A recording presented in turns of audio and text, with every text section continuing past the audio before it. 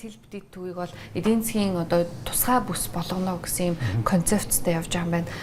Энэ рүү орохын өмнө ер нь одоогийн байдлаар төслийн маань явц яг ямар байна? Хизээ эхний одоо байрууд орон сууцууд үйлчлэгээний төвүүд ашиглалтанд орохоор. За та бүхэнд өдрийн мөндргээ. Тэгээд төслийн явц бол сайн явж байгаа. Одоо Сэлб 20 минутын хот корпорац маань одоо Сэлб дэд төвийн хөгжүүлэх ажлыг хийгээ явж байна. Өнөөдөр барилга угсралтын ажил бол нэг 24%-тай, нийт төслийн гүйцэтгэл бол нэг 36%-ийн гүйцэтгэлтэй явж байгаа. Ер нь цаашдаа одоо төлөвлөгдсөний дагуу явхад та бүхэнд одоо яг гэрээний дагуу явхад ямар хүндрэл бэрхшээлүүд учрахаар байна? Эсвэл компаниудын хувьд одоо санхүүжилт ч юм уу тэр асуудлууд дээр хамтын ажиллагаа яг ямар байгаа вэ? За санхүүжилтийн хувьд бол ямар нэгэн хоцрогдсон үр төлбөрийн асуудал байхгүй байгаа. Бид одоо туслан гүйцэтгэх компаниудынхаа яг хийсэн ажлынхаа нүрэнд бүх төлбөр тооцоог цаг тухайд нь хийгээ явж байгаа. За орон сууцнууд маань бол 27 онд багтааж дуусах төлөвлөгөөтэй явж байгаа. 27 оны одоо 2 дугаар улирлаас эхлээд энэ бол эхний байрууд ашиглалтанд ороод явахгүй. За манай Сэлб дэд төвийн Сэлб ухаалаг хотын хувьд бол одоо нийт 158 талбайг хамарж байгаа. Үүнээс одоо ойролцоогоор 98 орчим талбайд нь бид нар барилгын ажил. За тэгээд 58 талбайд бид нар бол ногоон байгууламж, нийт эзэмшлийн зам талбайг ингээд хийхээр төлөвлөж байгаа. За 98 талбайгаас дахиад 42 талбайд нь бол бид одоо олон нийтийн бүс буюу тэнцээ айл болох олноор ажлын байрыг бий болгох үйлдвэрлэл үйлчилгээ одоо хувийн хвшлийнхны хөрөнгө оруулалтаа хийх орчин нөхцөлийг бүрдүүлэхээр гэж зааж ажиллаж байгаа. Сэлб дэд төвийн хувьд 20 минутын Сэлб 20 минутын хот гэдэг ийм концепцоор хамгийн анх байгуулагдажсэн санагдаж байна. Тэгээд ер нь 20 минутын хот гэхээр яг тэр бүстэй тухайн бүстэй одоо бүх үйлчлэгээ аваад хотын төв рүү ирж одоо төвжилт орохгүйгээр үйлчлэгээ аваад тэндээ ажиллаж амьдрахын боломжоор хангана гэд анх энэ хууль батлагдж ахт ярьжсэн. Одоо энэ концепцийн хүрээнд нөхцөл байдал одоо зохицуулахад ямар хүндрэлтэй эсвэл одоо сайн талууд харагдаж байна. Эрчим хүчний хангамжийн хувьд та бүхэн яг яаж харж байна? За энэ нь бол эрчим хүчний төслүүд дээр бид нар нэлээд сайн анхаарж байгаа. Одоо хоёрч эрчим хүчний их усрыг дам даржаа бол одоо Сэлб дэд төвгээд хоёр эрчим хүчний их усртэй болж байгаа. Нийт одоо манай эрчим хүчний хэрэглээ бол 91 мегаватт гэж байна. За тэнд хоёр дэд төвөөсөө бид нар бол эрчим хүчийн хангахаар ажиллаж байгаа. Ер нь бол одоо 90-ад оноос хойш ингээд том хорооллоор ингэж одоо бүтээн байгуулалт хийж ирсэн зүйлүүд байхгүй ба тий.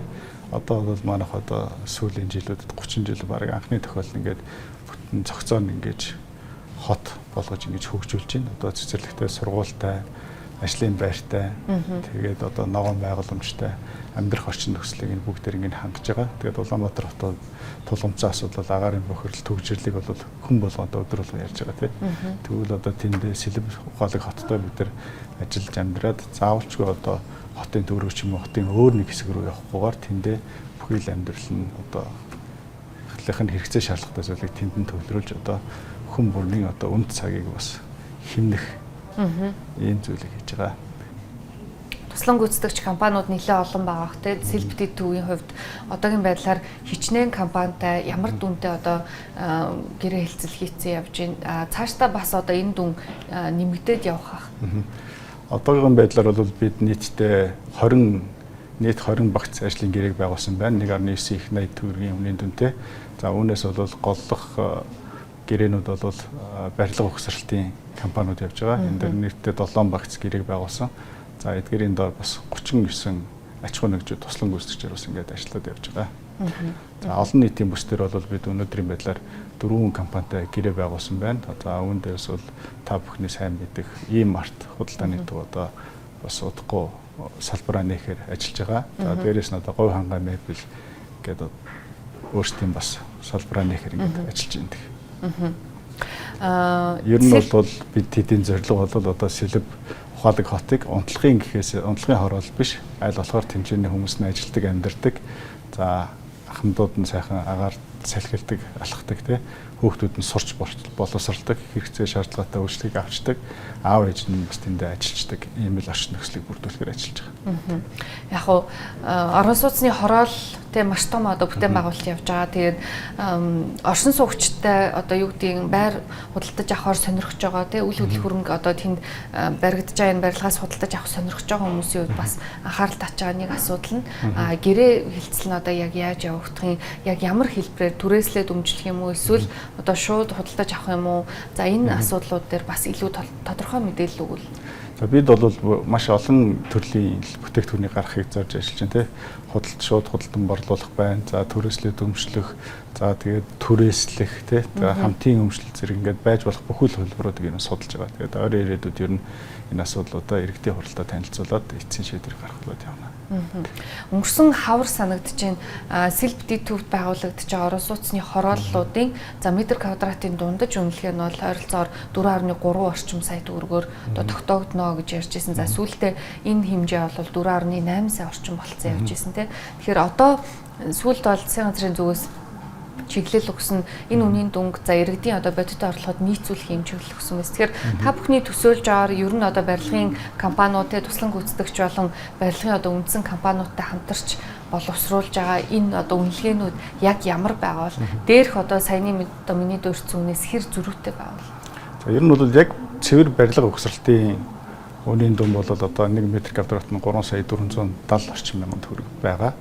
За тэгээд үүн дээр одоо бондын хүү, газар чөлөөлтийн төлбөр гээд бас дэд бүтц, нийгмийн дэд бүтц болон инженерийн дэд бүтц гээд ингээд нэлээд олон төрлийн хөрөнгө оруулалтад ороод явж байгаа. Тэгэхээр одоо бид одоо засгийн газраас өгсөн үүрэг чиглэлийн дагуу иргэдийн хуралдаа танилцуулж аль болохоор энэ өртөг иргэдэд очих одоо үнийг хямд байх тал дээр бас ингээд ажиллаж байгаа.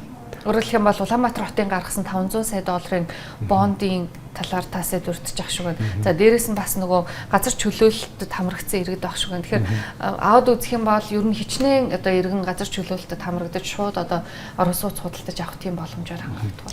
За ер нь бол энэ өнгөрсөн хугацаанд бол нийтдээ 2201 талбарыг чөлөөлөхөөр ингээд төлөвлөсөн байгаа. Үүнээс одоо газар чөлөөлөлт өнөөдрийн байдлаар бол 96% явж байгаа. Одоо бид нэг 80 орчим нэгж талбарыг зөвшөлдсөд яг харах юм бас эцэлж чадаагүй ингээд явж байгаа. Оршин суугчдын тооны хувьд ер нь хэд орчим одоо газар чөлөөлөлтөнд хамрагдсан иргэдэд буцаад орон сууц худалдаж борлуулах бол та бүхэн тооцоолол гаргаж үзсэн. За орон сууц борлуус бид бол нэг шууд тухайн үед одоо нийслэлийн газар зохион байгуулалтын албанаас одоо бүх юугийн төлбөрийг нь өгөөд газрын чөлөөлөл явуулсан учраас одоо тэндээс эргэж хитэн хүн манахаас орон сууц худалдаж авахыг нь бол сайн мэдэхгүй байна гэдэг. Одоо хүсэлт бол ирээгүй байгаа гэж ойлгож байна тийм. За сэлбэдийн төв бол зөвхөн одоо худалдаа үйлчлэгийн орон сууц болохоос гадна эдийн засгийн тусгай бүс болно гэсэн юм мэдээллийг сая засгийн газрын хуралдаан дээр бол танилцуулсан. Тэгэхээр та бүхэн яг энэ чиглэлээр яг яаж одоо төлөвлөж яаж одоо алсын хараатаагаар ажиллаж байна. Компаниудтай бас энэ чиглэлээр ямар хамтын ажиллагааны боломжууд байна. Ер нь бол одоо эдийн засгийн тусгай бүс болсноор бид одоо бизнесийн хувийн хвшлийнхныхаа одоо хөрөнгө оруулахад одоо эдийн засгийн болоод одоо хууль эрх зүйн таатай орчин нөхцөлийг л бүрдүүлэхийг зорж байна. Ингэснээр бид одоо аль болох ахиухан хөрөнгө оруулагчдыг тэнцэнэ төвлөрүүлнэ. Тэрийг одоо ажлын байр олноор бий болно. Тэгээд одоо тухайн одоо Сэлбэ ухаалаг хот маань өөрөө илүү тийм үн цэнтэй тийм л төсөл болж хувирах гэдэг. Хамтын ажиллагааны хувьд компаниудад ямар боломж бий болох вэ? Одоо энэ хуулиар бол одоо татврын болон татврын бус дэмжлэгүүд гэдэг байгаа. За татврын дэмжлэг гэх юм бол одоо газрын төлбөрөөс чөлөөлнө, үйл хөдлөх хөрөнгөний татврын чөлөөлнө, хотын татвараас чөлөөлнө гэх мэтлэнгийн татврын бус татврын дэмжлэгүүд бол бас байгаа. За мөн татврын бус дэмжлэгт нь бол одоо цахилгаан дулаан гэдэг хэрэглээнийхэн төлбөрүүдийг хөнгөлөх гэх мэтлэнгийн дэмжлэгүүд бас байгаа. Одоо нэлээд олон багц ажлууд та түрүүнд дурдсан 20 багц ажил хийж байна. Энэ 20 багц ажлыг одоо хийж байгаа гүйцэтгэж байгаа компаниуд эдийн засгийн одоо тусгай бүс болсны дараа бас татвараас чөлөөлөгдөх боломж байгаа юу? Эсвэл өөр одоо гэрээглэгч нартай шинээр одоо хамтын ажиллагааны боломжуудыг үүсгэх үү? Ер нь та бүхэн концепцийг яг яаж харж байна? Одоо ер нь бол энэ хууль маань одоо шинжилсэн хариулгын төслийн намрын чуулганаар хэлцэгдэхээр ингээд бэлтгэл ажил хангалттай явж байгаа юм лээ. Тэгээд энүүгээр одоо энэ хуулийн төслийн шинжилсэн хариулга батлагдсанаар илүү одоо хөрөнгө оруулагчдад тодорхой болж ирэх юм байна. Тэгээд self detective-ийн хувьд ер нь та бүхний тооцоололоор яг хизээ бүрэн ашиглалтанд орж таны одоо нөгөө түрүүн хэлсэн те унтлагын хороол биш одоо илүү тав тухтай ажиллаж амьдрах юм нөхцөлийг бүрдүүлнэ гэсэн энэ чиглэлд хүрнэ гэж төсөөлж байна. За орон сууцнуудын төслүүд бол 27 онд бүрэн ашиглалтанд орохоор байгаа. За олон нийтийн бүс дээр ярьсан түрүү хэлсэн одоо хөрөнгө оруулагчдыг бид нар айлуулах олноор нь авчирч төлрүүлэхэд бас тэр бодлого төлөлтийг хийгээд ажиллаж байна. За ер нь бол 29 онд багтааж 29 онд багтааж бид одоо бүрэн ашиглалтанд оруулна гэсэн юм төлөвлөд тавьж байна. Энэ жилийн хувьд бол эдийн засаг бас одоо хэд хэдэн гадаад болон дотоод талаас маш том сорилтуудтай тулгарч байна те. За шатгууны хомсдолч гэдэг юм уу. Мэдээж энгийн одоо АР хэрэглээний шатгууны хомсдол бол маш илүү байгаа. За дийсел түвш бол харьцангуй гайг авах шүү байна. За компаниудын хувьд бас нэг зардал бол инфляц байгаа. Тэгэхээр ерөн зөөрийн төслийг хэрэгжүүлэх явцад эдгээр макро хүчин зүйлс яг ямархуу байдлаар сорилт агуулж байна. За одоохондоо бол бид бол бас нөгөө энэ төсөл эхлэхэд туслаг үзэгчнээ тодорхой хэмжээний урьдчилгаа төлбөрийг бас олгосон байгаа. Энэ нь өөрөө бас ийм инфляцтай, за бас нэг гинтийн ийм үнийн өсөлттэй холбоотой магадлалгүй одоо эрсдлээс урьдчилан сэргийлээд одоо урьдчилгаа төлбөрөөрөө байж болох эрсдлүүдтэй хаах зорилгоор ингэж урьдчилгаа төлбөр өгч явсан байна. Тийм учраас одоо бид бас харьцангуй гайгүй төслөө одоо батлагдсан төсвийнхээ хүрээнд төлөвлөгөөнийхөө дагуу явчихж дуусгач гэсэн юм юутай. Өөрөөр хэлбэл бол одоо эдгээр хүчин зүйлсээс шалтгаалаад хугацаа хойшлох гэдэг юм уу ийм эрсдэл бол харьцангуй хугацаа хойшлох за үн өсөх гэдэг нь бол харьцангуй гайгүй л гэсэн үг.